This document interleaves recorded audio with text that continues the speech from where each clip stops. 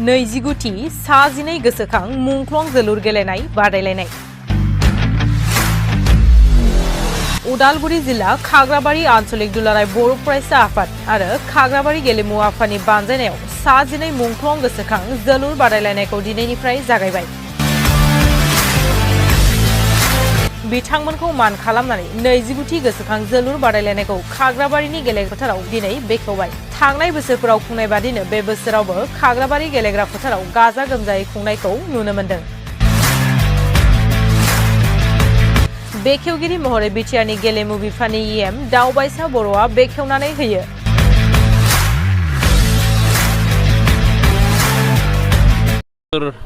बड'लेण्ड दाबिनानै सोमावसारनायाव मुंख्लं जालांनाय बे उदालगुरि जिल्लानि सोनाबथार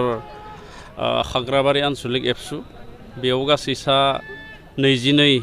जोहोलावफ्रा मुंख्लं जादोंमोन। एबसुनि 12 जन, बिदिनो बिएलटिआर एनडिएफबिनिबो आरो बोसोरफ्रोमबो आन्चलिक एबसुआ खाग्राबारि आन्चलिक एबसुआ बे सा-12 एबसुनि मुंख्लंखौ गोसोखांनानै जोलुर बादायलायनाय खुंबोदों आरो देग्लाय 29 बोसोर बियो आरो बिनिनो दिनै बेखेवनाय हाबाफारि बादायलायनाय हाबाफारि आरो बे बेखेवनाय हाबाफारियाव बे ओनसोलनि गासैबो मुंख्लंनि सोद्रोमा बिथांमोनखौ हांख्रायनाय जादों। ओनसोलनि गोबां दैदेनगिरि मेलेमजिबि बिथांमोनखौ हांख्रायनानै बे गेलेनायखौ बेखेवजेननाय जाहैदों आरो बेहाय खाग्राबारि सिफुं एफसि आरो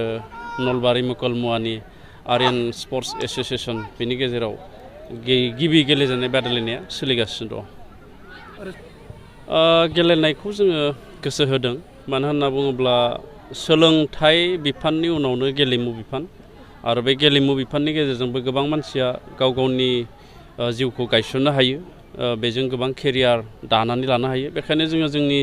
बिटिआर सोरखारनि स्पर्ट्स डिपार्टमेन्टआ गेलेनायखौ जोङो एसे गोसो होनानै खामानि मावनो थाखाय जों नाजादों आरो खम समनि गेजेरावनो जोंहा बिटिआरआव मोनसे स्पर्ट्स डेभेलपमेन्ट पलिसि जोंहा फैगासिनो दङ। गुवाहाटि साइनि बारग' डाइरेक्टर डक्टर सुभाष बसुमतारी बेखौ जोङो जोंनि स्पर्ट्स डिपार्टमेन्टनि एडभाइजार महरै थिसननानै बिथांनि दारै जोङो स्पर्ट्स डेभेलपमेन्ट पलिसि जों बानायदों। बाहाय स्पर्ट्सआव जोङो अनलि फुटबल एबा जोलुरल' नङा, जेसेबांखिनि अलिम्पिक रिकगनाइज गेमफोर दङ बे अलिम्पिक रिकगनाइज गेमफोरखौ जोङो जोंनि बड'लेण्ड ओनसोलाव जोङो जौगाहोनायनि थाखाय बे स्पर्ट्स डेभेलपमेन्ट पलिसिनि गेजेरजों पलिसि ड्राफ्ट खालामनानै जों खामानि मावनो थाखाय आखायाव लादों आरो जोंनि बिटिआर ओनसोलाव जेसेबांखिनि इनफ्रास्ट्राक्चार नांगौ बेखिनिया गैया जों नुदों, बयबो मिथिगौ बेखौ स्पर्ट्सनि बेलायावहा। बेखायनो बिर सिलागां बसुमतारीनि मुङै मोन 40था बिटिआरनि समस्थियाव 5 कौटि राङै जोङो मोनसे रुरेल स्टेडियाम बानायनो थाखाय थांखि लानाय जाहैबाय आरो बेखौ खम समनि गेजेरावनो मावफुंनाय जागोन। आरो बेनि अनगायैबो जोंनि स्पर्ट्स डिपार्टमेन्टनि एसअपिडि फान्डजों जों गामि लेभेलनि माखासे प्ले फिल्डफोरखौ जों डेभेलपमेन्ट खालामनाय खामानिखौ जोङो मावगासिनो दं। बिटिआर ओनसोलाव माखासे जायगाफ्राव बिदिनो ड्राग्स एडिक्टेड बा बायदिसिना एन्टि ससियेल एक्टिभिटिसाव जोंनि लाइमोनफ्रा एसे लोब्बा जानाया दासिमबो दङ। दा बे बेलायाव गुबुन गुबुन बिफानफ्रा जेरै बेबायदि एन्टि ससियेल एक्टिभिटिसखौ होबथानायनि बेबस्था लायो, बे स्पर्ट्सआ बांसिन एक्टिभलि हायो। दा बेखायनो गुबुन गुबुन जायगानि माखासे दैदेनगिरि बिथांमोनखौ आं खावलायगोन, गेलेमु दैदेनगिरि आं बिथांमोनखौ खावलायगोन, स्पर्ट्स एस'सिएसन बिथांमोनखौ आं खावलायगोन, बिथांमोना जाहाथे उन्दै गेलेनाय गथ'फोरखौ जाहाथे लानानै गेलेनाय बादायलायनाय खुङो आरो दुलाराय बर' फरायसा आफादा मोजां मोनसे हाबाफारि मावगासिनो दङ। बिथांमोना गेलेनायनि बेलायाव जौगाहोनो थाखाय खामानि मावगासिनो दं। दखरा दुलाराय बर' फरायसा आफाद आरो खाग्राबारि गेलेमु आफाद जथायै जि दिनैनिफ्राय जि सेथि गेम जागायनाय बे हाबाफारियाव जोङो गिबि हाबाफारि हिसाबै जोङो दुलाराय बर' फरायसा आफादनि जि फिरफिला बिरहोनाय आरो बेजों लोगोसे गेलेमु आफादनि जि फिरफिला बिरहोनाय आरो बेनि उनावहाय जोङो जि सा-12 बड'लेण्ड मुंख्लं जाय बिर जोहोलाव बिथांमोना खाग्राबारि ओनसोलनिफ्राय जि मुंख्लं जालांबाय बिथांमोननि जि सावगारियाव बिबार बावनाय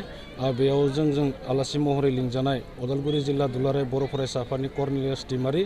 सार बिथाङा जि बिबार बावनाय हाबाफारि बेखौ मावफुंनानै होबाय आरो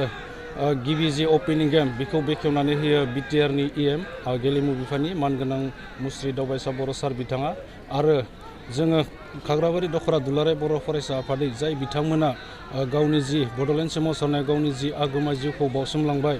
बिथांमोननि गोसोखांथियाव जि जोलुर बादायलायहोनाय बेखौ जोङो जोंनि सिगांनि जि दैदेनगिरि बिथांमोना बिथांमोननि मुंखौ गोजोरै लाखिनो बिथांमोनखौ जिहेतु गोसोखांनो आरो बिथांमोननि जिउआ जि सोरगोआव आलो-गोजोन थायो आरो बिथांमोनखौ मोनसे जारिमिनारि जि मुंख्लं हिसाबै जों लाखिनो थाखाय बेखौ खाग्राबारि दखरा दुलाराय बर' फरायसा आफादनि आगुनि जि बारग' दैदेनगिरि बिथांमोना जिहेतु बे जोलुर गेलेनाय बादायलायनायखौ होदों आरो बियो फैयै फैयै देग्लाय 2023 मायथाइयाव जिहेतु 29 बोसोर आगान होबाय बेयाव जोङो ओनसोलनि गासै इन्टेलेक्सुयेल आरो गासै रायजो राजा बिथांमोनानो जि गेलेनाय बिथिंफोरखौ नोजोर होनानै मददथि होबोबाय थादों आरो देग्लायबो बिदिनो बिथांमोना बिथांमोननि जि मददथिजोंनो जोङो बे जि गेलेनाय बेखौ लादों आरो जों फैबाय थानाय समाव जोंनि जिखिनि दैदेनगिरि बिथांमोनाबो जाहाथे बेखौ अरायसम गोजोरै लानानै थांगोन बेखौ जोङो दखरा आफाद हिसाबै आसा खालामदों। जोंहा 29थि खुंथाय नैबे सा 12 बड'लेण्ड मार्टियार आबसुनिफ्राय सा 12 मार्टियार जादोंमोन बिदिनो एनडिपिनिफ्राय आरो बिएलटिनिफ्राय गासै जोंहा बे ओनसोलाव 22 जन बड'लेण्ड सोमावसारनायाव मुंख्लं जादोंमोन आरो बिथांमोननि मुङै दिनै खुंबोबाय थादों आरो जोंखौ आरसिनि बिबानगिरि हिसाबै जोंखौ सायख'दों आरो जों बेखौ खुंनो मोननानै जोबोद गोजोननाय मोन्दों मानो होनना बुङोब्ला दिनैनि जा बेखेवनाय हाबाफारि बेवहाय ओनसोलनि इन्टेलेक्सुयेल मुंख्लं न'खरनि बिगोमा बा फेमिलि बिथांमोना बाहागो लाफैदों आरो लोगोसे